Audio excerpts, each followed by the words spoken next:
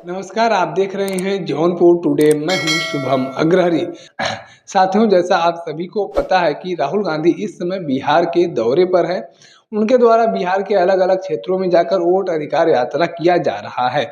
ऐसे में आपको बता दें कि आज वोट अधिकार यात्रा का अंतिम चरण है।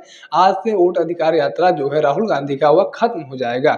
आज राहुल गांधी और तेजस्वी यादव के द्वारा गांधी मैदान पटना से BR अम्बेडकर पार्क तक एक प्रतीकात्मक रैली निकाली जाएगी और इसी के बाद औपचारिक तौर पर वोट अधिकार यात्रा को खत्म कर दिया जाएगा।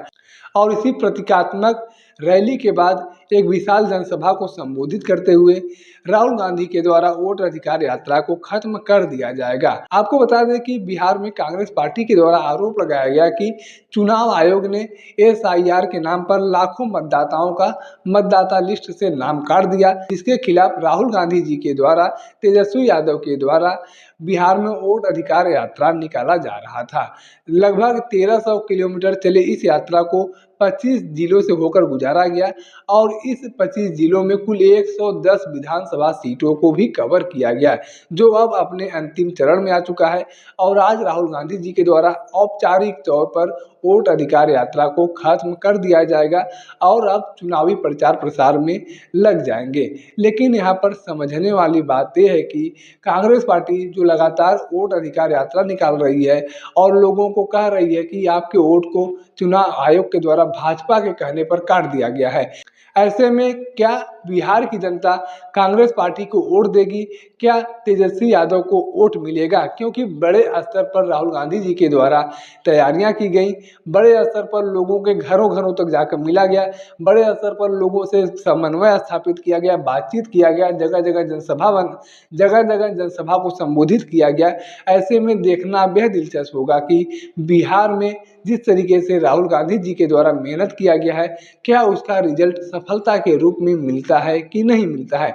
लगातार भारतीय जनता पार्टी पर तेजस्वी यादव और राहुल गांधी जी फायर होते दिख रहे हैं और उनके द्वारा आरोप लगाया जा रहा है कि भाजपा की सरकार के द्वारा चुनाव आयोग से मिलकर काम किया जा रहा है और चोरी करके चुनाव जीते जाते हैं और सरकार बना ली जाती है। ऐसे में यह लोकतंत्र के लिए अच्छा नहीं है। बिहार में जिस तरीके से लाखों लोगों का नाम काट दिया गया, यह सही नहीं है। इसमें चुनाव आयोग की और भाजपा की मिली भगत है। कुछ इस तरीके का आरोप कांग्रेस पार्टी और RJD के द्वारा लगाया जा रहा है। लेकिन अब यहाँ पर समझने वाली बात यह है कि एक तरफ भाजपा जो लगातार इस बात से इनकार कर रही है कि SIR के नाम पर वोट नहीं काटा गया है, सिर्फ फर्जी वोटों को काटा गया है, तो वहीं दूसरी ओर विपक्ष के द्वारा लगातार भारतीय जनता पार्टी पर आरोप लगाए जा रहे हैं कि भारतीय जनता पार्टी वोट चोरी करके सरकार बनाती है, चुनाव जीतती है। लेकिन जिस तरीके से बिहार में लगातार राहुल गांधी जी मेहनत कर रहे हैं और लोगों को जागरूक कर रहे हैं और इसी वोट अधिकार यात्रा में शामिल होने के लिए अभी बीते दिनों प्रदेश के मुख्यमंत्री अखिलेश यादव जी भी बिहार गए हुए थे। उनके द्वारा भी वहां पर लोगों को संबोधित किया गया और भाजपा के खिलाफ बातें कही गई। लेकिन अब देखना यह दिलचस्प होगा कि जो विपक्ष लगातार अपने आप को मजबूत साबित करने के लिए जुटा हुआ है, वह विपक्ष बिहार में कितना अच्छा रिजल्ट पा पाता है, क्योंकि लगातार भाजपा के द्वारा भी एक के बाद एक नए आरोप लगाए जा रहे हैं कांग्रेस पार्टी और RJD पर। ऐसे में अब कुल मिलाकर यूँ कहा जाए तो गलत नहीं होगा कि यहाँ पर लड़ाई भाजपा वर्सेस RJD या फिर गठबंधन का हो चुका है। देखना अब यह दिलचस्प होगा कि विधानसभा चुनाव के दौरान किसकी दावों में, किसकी बातों में सच्चाई निकलती है और किसका पलड़ा भारी होता है, कौन सरकार बनाने में सफलता हासिल करता है।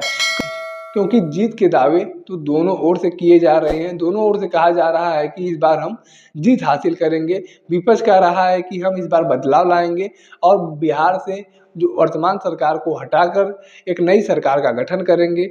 वहीं NDA समर्थित बिहार सरकार के द्वारा लगातार दावे किए जा रहे हैं कि इस बार हम फिर से जीत हासिल करेंगे और सरकार में रिपीट आएंगे। देखना यह दिलचस्प होगा कि बिहार की जनता के द्वारा किस पर भरोसा जताया जाता है, किसे अपना नेता चुना जाता है। बाकी बिहार चुनाव को लेकर आपके पास कोई जानकारी है, कोई राय है, तो आप कमेंट बॉक्स में लिख सकते हैं। अगर आप वीडियो को फेसबुक पर देख रहे हैं तो पेज को फॉलो करें, यूट्यूब पर देख रहे हैं तो चैनल को सब्सक्राइब करना ना भूलें। साथ ही साथ आप हमारे पेज को, हमारे चैनल को इंस्टाग्राम और ट्विटर पर भी फॉलो कर सकते हैं। धन्यवाद।